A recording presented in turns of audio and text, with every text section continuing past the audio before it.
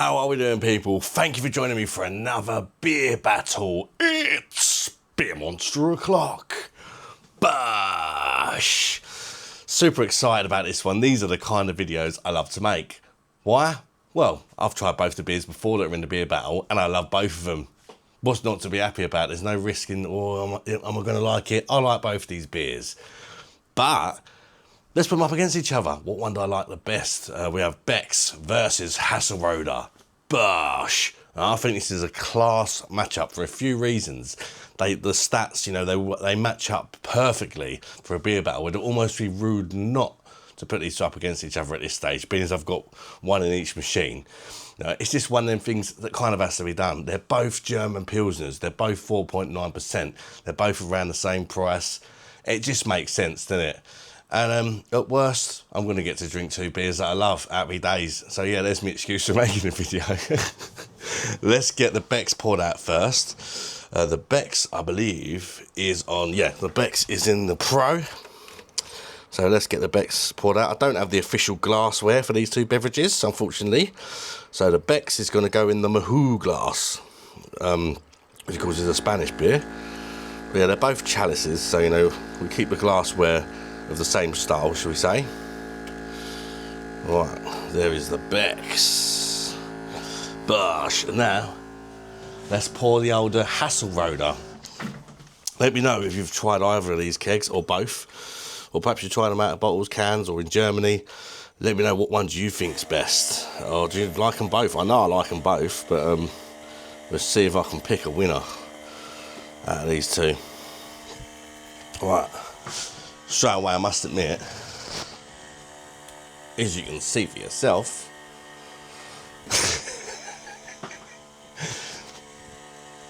remember the Beck's is in the Mahou glass. The Beck's is definitely poured better, but it's in the Perfect Draft Pro. You do pour a better pint on the Pro machine.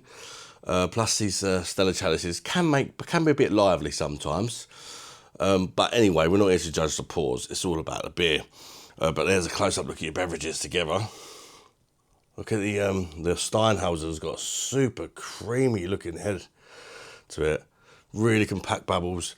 Smaller head on the Beck's, less creamy looking. As far as coloration of the beverages, well, I would say, yeah, they're about the same colour. They're both like a straw, pearl, golden colour, typical of a Pilsner, really. Now, you say that, Pilsner Quell invented the style. I was drinking that the other day. I forgot how dark that is. So, you know, Pilsners are genuinely light, but the original one is quite dark. Make it make sense, people. Anyway, let's get on with the Beck's first, I think. Let's get the news in there and check out the aroma of Beck's. Remember, this ain't the UK brewed Beck's on these machines. The 4% crap. Some of you may be thinking, what do you mean you reviewed Beck's and you like it? Because you might be thinking I'm talking about the UK one. No, it's the German stuff, 4.9 Beck's. Gosh to that. Right, let's check out the aromas.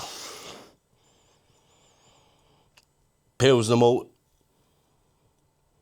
Not much aroma, to be honest. A little bit grassy. Very light on aroma. It's a bloody lager. They don't smell like much. It's really not that important, but we'll do it anyway. Just in case anybody complains. Right, let's check out the aroma of the Hasselroder. That head's just starting to calm down a little bit. It was a bit excited and a little bit leery, but let's get the nose in there. More aroma straight away. More complexity to the aroma on the Hasselroder. What do I mean by that? Bit more coming from it. You've got that kind of Pilsner malt again, but this one you've got more herbal notes and a little bit of spice. Citrus, grassy. It's just there's more layers to the aroma on this, and there's more. It just stinks more, and it does smell better.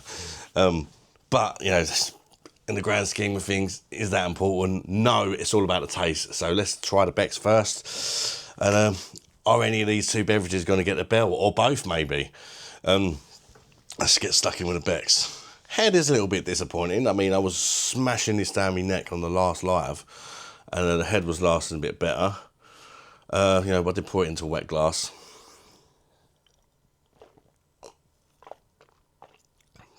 Oh yes.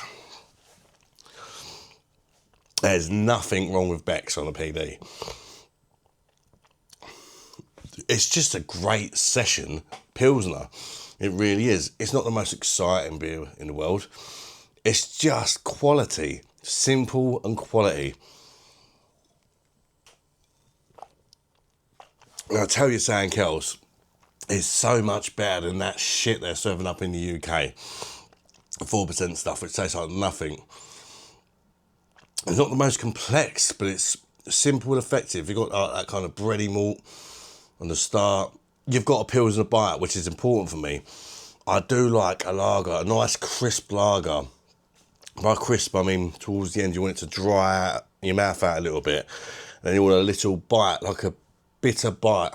It's not got to be like a lingering massive bitterness. Just, I don't know, it just cuts through the sweetness from the malts, and it just leaves you like refreshed, and you want to get back in there and have some more. This does that. It's clean. It's refreshing. It's a solid, reliable pint, the Beck's. It really is. A little bit grassy on the finish. Is there a citrusy element to it?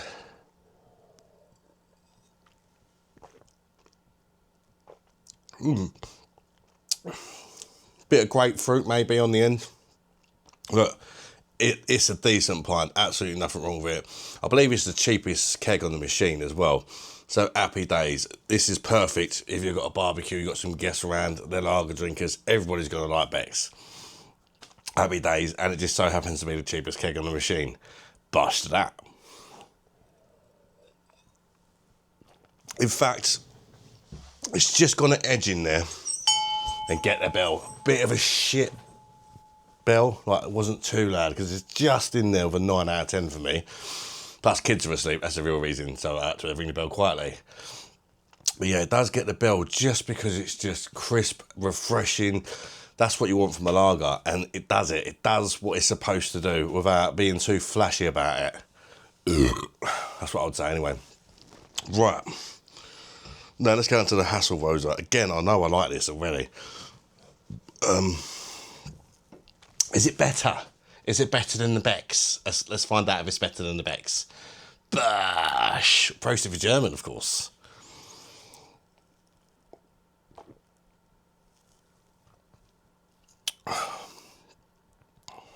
Is it better than the Beck's? That, ladies and gentlemen, is a Bosch-worthy beverage. Bash! There's no doubt. To be fair, in my mind, it's better than the Beck's. It is better. Beck's is great. I'm not knocking. I gave it a 9 out of 10 for God's sake. But this is just next level. It's just next level of greatness. Beck's is great. This is, you know, this is up there with the finest Pilsners going. It's an absolute class beer. It's more complex than Beck's. There's more different flavours kicking off. Better mouthfeel as well. Better head retention than the Beck's. Not really much in the way of head retention on the Beck's. Straight away, look. You got that, not head retention, lacing on the glass. Sorry, my bad. You got more lacing on the glass on the Hasselrosa. It's drier as well.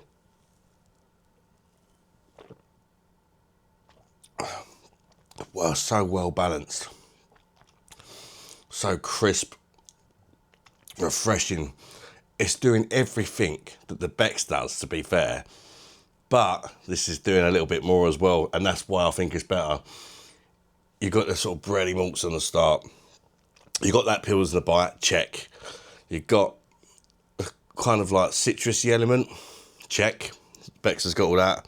But this, and this is the main difference for me, on the finish, you've not just got that Pilsner bite and a little bit of citrus like the Beck's. You've got something else. You've got a spicy note to it. You've got some herbal kind of notes, which are also like classic examples of what you would get in a Pilsner. There's just a bit more complexivity to it, which some people might prefer the Beck's for that reason. Do you know what I mean? There is a bit more going on. If you just want something that's chuggable, perhaps you could go for the Beck's. I mean, they're both the same ABV in that, but what I mean by chuggable, sometimes less is more as far as chuggability goes, if that makes sense. But for me, I'll just chug this instead. It's just fantastic stuff. I would go as far as saying it's one of my go-to kegs. In fact, they're kind of both go-to kegs for me, because I mostly drink now when I'm doing lives, and they're both sessionable lagers at 4.9%. They're both great German lagers. What's not to like? Do you know what I mean? But yeah, what do I give this? Obviously, I gave the Beck's a 9. I cannot remember what I rated these when I reviewed them both individually. But I've not looked back on the reviews, on the scores, because today's a different day, you know. I don't know if I'm tasting the same things or whatever. But I would say, right now, that Hasselroder's a 9.7 out of 10. It's bloody fantastic. It really, really is.